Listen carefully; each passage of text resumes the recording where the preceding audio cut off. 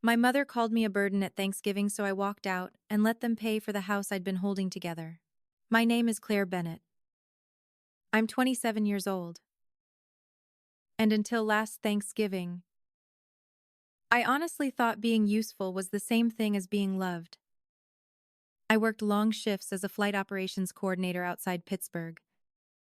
The kind of job where one mistake can delay an entire crew, throw off a schedule, and cost real money.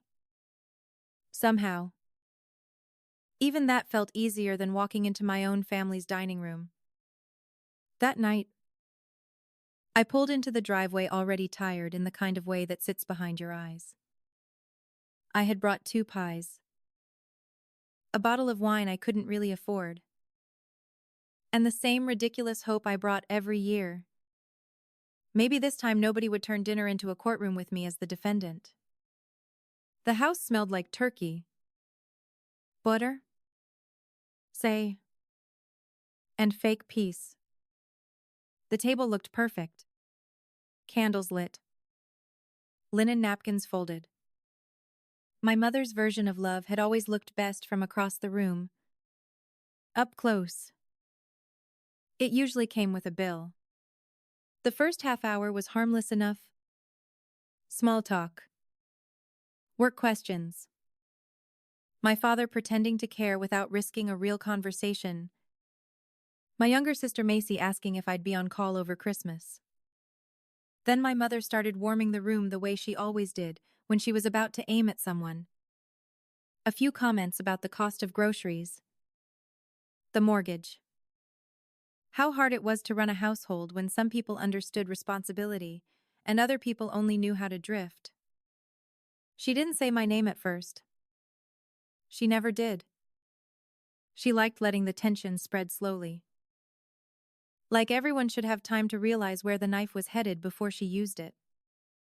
Then she set down her glass, looked straight at me, and said it in front of everyone. You are a burden, Claire. And after tonight, you can't live with us anymore. Nobody laughed. Nobody defended me either. My father looked down at his plate. Macy froze with her fork halfway to her mouth. And in that 1 second, something inside me stopped begging to belong there. Because the truth was worse than being unwanted. The truth was that I had been paying to stay in a home where they had already decided I was expendable. For almost a year, I had been covering the electric bill from my checking account, paying for the internet, sending money toward mortgage shortages when my father said things were tight again, quietly helping with Macy's school expenses when my mother used that tired, quiet, wounded voice that made refusal sound cruel. They called it helping the family. Funny how that always meant my money and never my opinion. So when my mother called me a burden, I actually laughed once. Not because it was funny. Because shock sometimes sounds like your dignity trying not to fall apart in public. A burden? I asked. That's the word you picked? She didn't flinch. She leaned back like she'd rehearsed it. Yes. You come and go. Take up space. Bring your moods into this house. And act like the world owes you patience. It was impressive. Honestly. The precision of it. In one sentence. She erased every bill I had paid. Every crisis I had covered. Every practical thing I had done to keep that household from wobbling. And turned me into an inconvenience with a suitcase. I looked at my father, hoping for at least discomfort. Some flicker of humanity. But he just rubbed his thumb along the edge of his water glass and stayed quiet. That silence told me everything. My mother handled the cruelty. My father handled the silence that made it survivable for her. And everyone else adjusted around the damage and called it normal. I stood up, picked up my coat, left the pies untouched on the counter, and walked out. Nobody followed me. Nobody stopped me in the driveway. Nobody called my name. And standing there under the porch light with November air cutting through my sweater and my hands shaking so badly, I dropped my keys twice. I finally understood the real humiliation of that night. It wasn't just that my mother called me a burden. It was that I had spent so long trying to be useful to people who had already decided usefulness was the only reason to keep me. I barely slept. I drove around for almost 40 minutes before parking outside a 2-4-hour pharmacy with the heater running low. I sat there replaying her voice in my head until the word burden stopped sounding like a sentence and started sounding like a verdict. By 3 in the morning, the hurt had started turning into something more useful. There's a kind of anger that wrecks you, and there's a kind that finally introduces you to yourself. Bedam.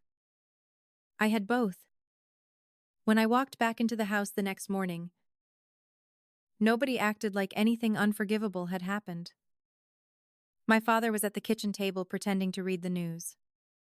My mother stood by the coffee maker in her robe, moving around with the calm efficiency of someone who believed she had said something unpleasant but necessary. I went upstairs, pulled down my suitcase, and started packing. Not dramatically. Not while crying. Just folding clothes with the mechanical focus people use when emotion would only slow them down. Sweaters, work pants, toiletries, chargers, flight manuals, my laptop. The framed college photo my mother had once removed from the living room because it made things look cluttered.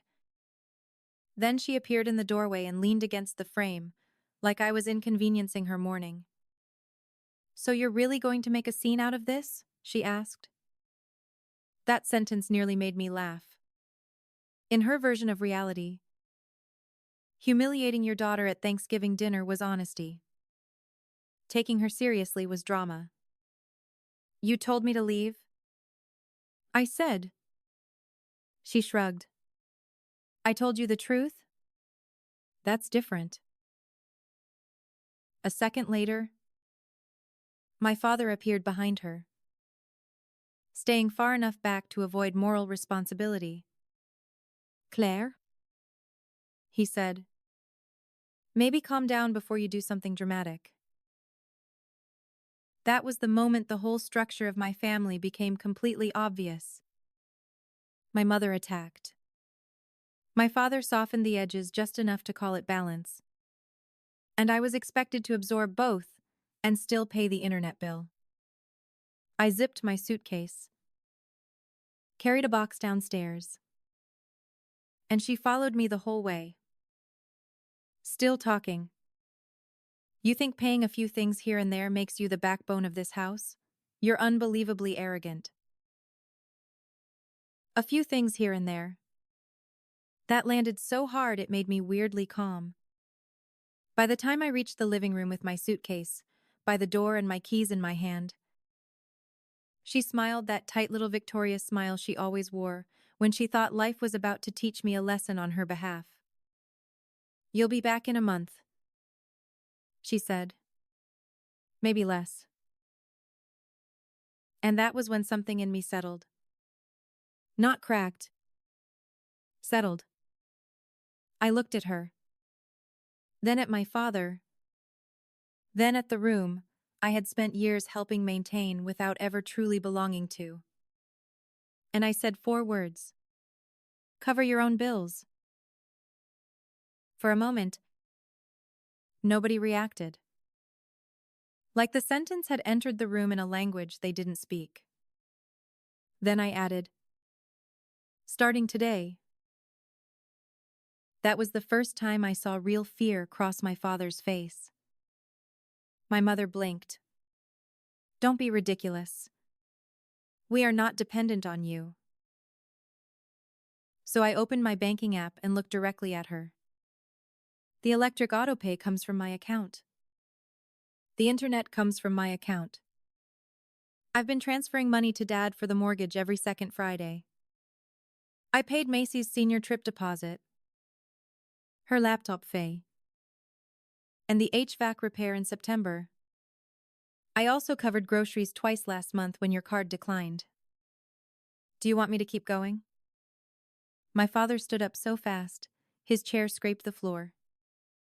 That's not fair, he snapped, which told me he had no argument better than denial. No, I said. You just accepted it every single time. Then Macy said softly, Wait, you paid for my trip? I nodded. Her face changed. Mom told me Dad picked up extra shifts. I looked at my mother and realized something almost freeing. She didn't just want my money. She wanted control of the story. That was why the burden line mattered so much. If she could define me first, she could erase what I had done. But facts are rude like that. They survive people's tone. I picked up my keys. My mother stepped in front of me. You are not going to punish this family because your feelings got hurt. That sentence followed me for weeks. Not because it was cruel. Because it was revealing. To her, the problem was never the humiliation. Never the lying. Never the fact that she had benefited from my income while calling me a burden. The problem was that I refused to absorb it gracefully and stay useful anyway. My father tried one last softer angle. Claire, be practical. Where are you even going to go? I looked at him and said, Somewhere I'm not paying to be unwanted. Even my mother looked away for half a second. I left with my suitcase in the trunk and a duffel in the back seat. During lunch at work, I called my best friend Nina and told her everything. Not the cleaned-up version. The real version. The dinner. The word. The money. The silence. She listened. Then said, Come stay with me tonight. And do not send them another dollar out of guilt. Not one. So I didn't. The first messages after I left weren't apologies. They were logistical panic. You forgot your winter coat. The utility company emailed something weird. Your father can't access the payment portal. Then my father finally called and asked whether the electric bill had really been tied to my account. Not how I was. Not where I was sleeping. The electric bill. That told me all I needed to know. Within days, I signed a lease on a tiny studio above a family-owned pharmacy. Slanted ceilings. Old hardwood floors. A radiator that clanged like it had opinions. One tiny window over the sink. It was perfect.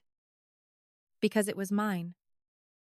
Later, when relatives started hinting that I had abandoned my struggling parents, I sent one factual message into the family chat with dates, amounts, screenshots, and exactly what had happened at Thanksgiving. No insults. No drama. Just truth. That was enough. An aunt apologized.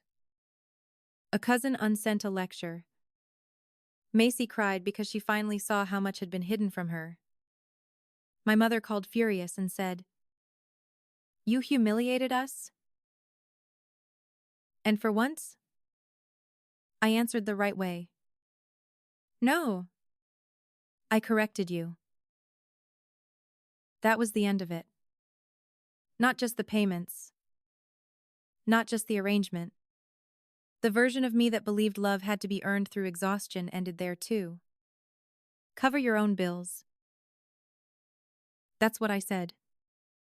4 words. Maybe sharp. Definitely overdue.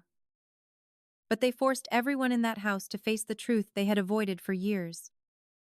My mother lost her backup plan. My father lost the luxury of pretending. And I lost the illusion that family automatically means safety. But what I gained was worth more. Peace. Boundaries. Self-respect. A life that finally belonged to me.